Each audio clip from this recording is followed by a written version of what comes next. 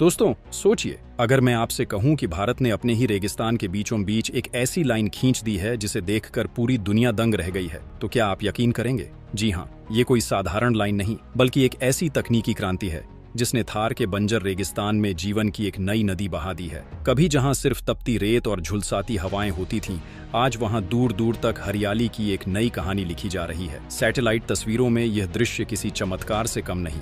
राजस्थान के सीने पर एक लंबी चमकती हुई लकीर खींच गई है, जिसे देखकर विदेशी वैज्ञानिक तक हैरान हैं कि आखिर भारत ने ये किया कैसे। यह कहानी है भारत के थार वाटर रिवाइवल मिशन की, जिसे लोग अब मानव निर्मित नदी भी कहने लगे हैं। दोस्तों, जहां पूरी दुनिया पानी के संकट से जूझ रही है, वहीं भारत ने रेगिस्तान में पानी बहाकर दिखा दिया है कि अगर इरादा मजबूत हो तो प्रकृति की सीमाएं भी झुक जाती हैं। लेकिन सवाल ये उठता है, आखिर कैसे, आखिर कहां से आया इतना पानी, और क्यों भारत ने अरबों रुपए खर्च कर रेत के बीच पानी की एक विशाल लाइन बिछाने का फैसला लिया? तो चलिए इस रहस्यमयी और अभूतपूर्व मिशन की गहराई में चलते हैं। लेकिन आगे बढ़ने से पहले, अगर आपको यह भारत का बढ़ता कदम गर्व से भर देता है तो इस वीडियो को लाइक कीजिए और कमेंट बॉक्स में जय हिंद जरूर लिखें। दोस्तों, भारत का यह प्रोजेक्ट सिर्फ इंजीनियरिंग नहीं, बल्कि दूरदर्शिता की मिसाल है। थार रेगिस्तान, जो कभी भारत की जलहीन भूमि कहलाता था, आज वहीं पर 900 किलोमीटर लंबी एक भूमिगत जल रेखा बनाई जा रही है।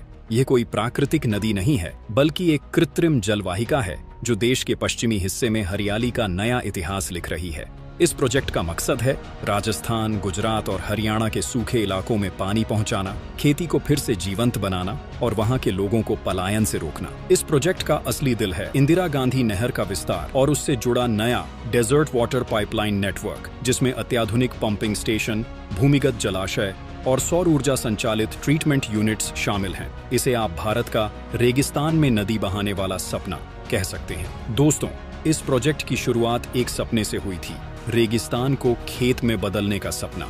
और ये सपना देखा था भारत के वैज्ञानिकों और जल अभियंताओं ने, जिन्होंने कहा, अगर नील नदी मिस्र को जिंदा रख सकती है तो इंदिरा गांधी नहर राजस्थान को हरा भरा क्यों नहीं बना सकती। इसी सोच के साथ भारत सरकार ने एक ऐसी जल योजना तैयार की जो दुनिया में कहीं नहीं देखी गई थी। इस योजना के तहत पंजाब और हरियाणा के सरहदी इलाकों से पानी को इकट्ठा कर भूमिगत पाइपलाइनों के जरिए थार तक लाया जा रहा है। इस सिस्टम की खास बात यह है कि इसमें कोई पारंपरिक नदी नहीं है, बल्कि लाखों लीटर रिसाइकल्ड और ट्रीट किया हुआ पानी रेगिस्तान तक पहुंचाया जा रहा है। इस प्रक्रिया में खेती, उद्योगों और शहरी सीवेज के पानी को बड़े बड़े प्लांट्स में साफ करके इस्तेमाल योग्य बनाया जाता है। भारत ने इसके लिए दुनिया का सबसे आधुनिक वाटर ट्रीटमेंट और ट्रांसफर सिस्टम बनाया है। राजस्थान के बाड़मेर, जैसलमेर और बीकानेर जिलों में विशालकाय भूमिगत टैंक्स बनाए गए हैं, जिनमें दिन रात साफ पानी स्टोर होता है। फिर सौर ऊर्जा से चलने वाले पंपिंग स्टेशन इस पानी को 900 किलोमीटर लंबी मुख्य पाइपलाइन में भेजते हैं, जो आगे नहरों और छोटी वितरण लाइनों में बंट जाती है। और दोस्तों, इस प्रोजेक्ट की खास बात यह है कि इसमें किसी नदी के प्राकृतिक प्रवाह को नहीं बदला गया, बल्कि यह पूरी तरह मानव निर्मित जल पुनर्चक्रण प्रणाली पर आधारित है। अब सोचिए, जहां कभी इंसान को एक बाल्टी पानी के लिए कई किलोमीटर पैदल चलना पड़ता था, वहीं अब हर खेत तक नल के जरिए पानी पहुंच रहा है। गांवों में कुएं फिर से भरने लगे हैं, तालाबों में मछलियां दिखने लगी हैं और रेत पर हरियाली की नर्म चादर बिछने लगी है। थार, जो कभी जीवन का प्रतीक नहीं था, अब भारत के जल प्रबंधन की सबसे बड़ी उपलब्धि बन गया है। विदेशी विशेषज्ञ इसे इकोलॉजिकल रिवर्सल प्रोजेक्ट कह रहे हैं, यानी धरती के एक सूखे हिस्से को फिर से जीवित करने का प्रयास। लेकिन दोस्तों, यह सब आसान नहीं था। इस प्रोजेक्ट की कीमत अरबों में है, करीब $20 बिलियन, और इसे चलाने के लिए सिर्फ इंजीनियरिंग नहीं, बल्कि राजनीतिक इच्छा शक्ति की भी जरूरत थी।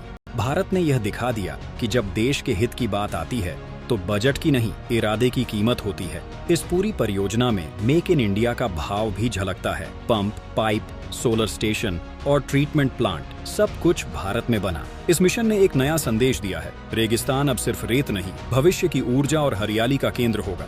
थार वाटर रिवाइवल मिशन आज सिर्फ एक प्रोजेक्ट नहीं, बल्कि एक सोच बन गया है। वो सोच जो कहती है कि भारत किसी भी भूगोल को बदल सकता है। जहां बाकी देश जल संकट से हार मान लेते हैं, भारत वहां जल को पुनर्जीवित करने का तरीका खोज लेता है। और यही है भारत की असली ताकत, जुगाड़ डाच से लेकर जीनियस तक। दोस्तों, अब बात करते हैं उस सवाल की जो हर किसी के मन में उठता है, आखिर इतना सारा पानी आया कहां से? थार रेगिस्तान के बीच में अगर भारत ने पानी बहा दिया तो वह पानी आया किस स्रोत से? क्या कोई नई नदी मिली है या कोई जल भंडार खोजा गया है? तो जवाब है, भारत ने इस बार प्रकृति का इंतजार नहीं किया, बल्कि तकनीक के दम पर खुद अपनी नदी बना ली। इस पूरी परियोजना का कमाल है वाटर रिसाइकलिंग और ground water recharge system. Bharat ने देश के उत्तर पश्चिमी राज्यों पंजाब, हरियाणा और उत्तर प्रदेश से निकलने वाले ट्रीटेड सीवेज व कृषि अपशिष्ट जल को एक स्मार्ट नेटवर्क के जरिए एकत्रित कर राजस्थान की सीमा तक पहुंचाया है। वहां बड़े बड़े ट्रीटमेंट प्लांट्स बनाए गए हैं जो इस पानी को शुद्ध करके खेती के योग्य बनाते हैं। इस मिशन का दिल है बाड़मेर वाटर ट्रीटमेंट कॉम्प्लेक्स, जो एशिया का सबसे बड़ा अपशिष्ट जल शुद्धिकरण केंद्र माना जा रहा है। यह हर दिन करीब 60 लाख क्यूबिक मीटर पानी को शुद्ध करता है। इस प्रक्रिया में न सिर्फ गंदे पानी को साफ किया जाता है, बल्कि उसमें मौजूद खनिजों और पोषक तत्वों को भी संरक्षित किया जाता है ताकि यह मिट्टी के लिए और उपयोगी बने। दोस्तों, यही पानी पाइपलाइन नेटवर्क के जरिए जैसलमेर, जोधपुर, नागौर और बीकानेर के खेतों तक पहुंचाया जा रहा है। जहां पहले 1 बीघा जमीन पर कुछ नहीं उगता था, अब वहां गेहूं, जौ, बाजरा और सब्जियां लहलहा रही हैं। भारत ने इस मिशन में जलवायु के अनुकूल तकनीक का कमाल दिखाया है। पारंपरिक पंपिंग सिस्टम की जगह सौर ऊर्जा आधारित टर्बो पंप लगाए गए हैं। रेगिस्तान की तपिश को बिजली में बदलने का यह तरीका न सिर्फ सस्ता है, बल्कि पर्यावरण के लिए भी वरदान साबित हो रहा है। करीब 4000 एकड़ क्षेत्र में फैले सोलर पार्क से यह पूरा जल नेटवर्क चलता है, यानी अब न बिजली की चिंता, न ईंधन की। भारत ने इस मिशन को पूरी तरह ग्रीन एनर्जी से जोड़ दिया है और यह इसे दुनिया की सबसे पर्यावरण अनुकूल जल परियोजनाओं में से एक बना देता है। लेकिन दोस्तों, भारत की असली चाल तो कुछ और गहरी है। थार वाटर रिवाइवल मिशन सिर्फ खेती के लिए नहीं, बल्कि रणनीतिक दृष्टि से भी बेहद अहम है। यह परियोजना भारत पाकिस्तान सीमा के बहुत करीब है। जिन इलाकों में पहले आबादी नहीं बस पाती थी, अब वहां पानी पहुंचने से नई बस्तियां बस रही हैं, नए उद्योग लग रहे हैं और सीमावर्ती इलाकों में सुरक्षा व आर्थिक गतिविधियां दोनों तेज हो रही हैं। आप समझ सकते हैं, जब रेगिस्तान में जीवन लौटता है तो देश की सीमाएं भी मजबूत होती हैं। इसे भारत का वाटर वॉल डिफेंस कहा जा रहा है, यानी पानी के जरिए सीमा सुरक्षा की एक नई रणनीति।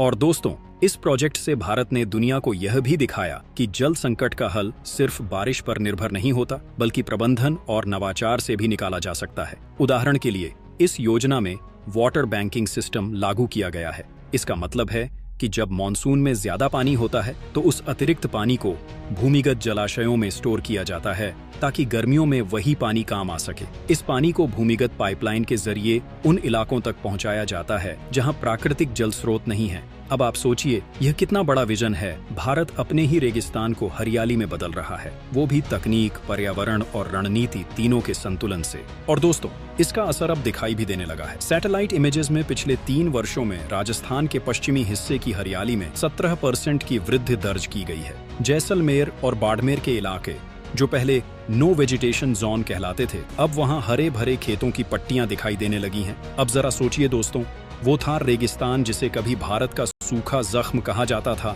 वही अब दुनिया का सबसे बड़ा वाटर मिरेकल बनने जा रहा है। भारत ने ये दिखा दिया कि अगर इरादा राष्ट्र निर्माण का हो तो रेत से भी जीवन निकाला जा सकता है। और यही फर्क है भारत और बाकी दुनिया में, जहां दूसरे देश संसाधनों को खत्म करते हैं, भारत संसाधनों को जन्म देता है। तो दोस्तों, अगली बार जब आप किसी को ये कहते सुने कि रेगिस्तान में कुछ नहीं होता, तो उसे बस ये बताना वो भारत है जहां रेगिस्तान भी पानी देता है। जय हिंद, जय भारत।